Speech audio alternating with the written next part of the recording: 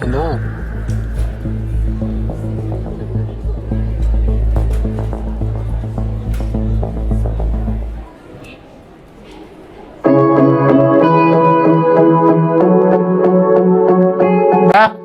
മതിയടാ, ക്ലാസ്സിൽ പോ.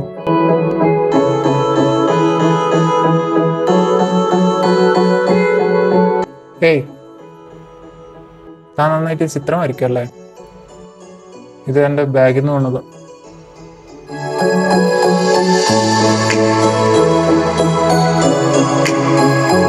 അത് ഞാനല്ലേ?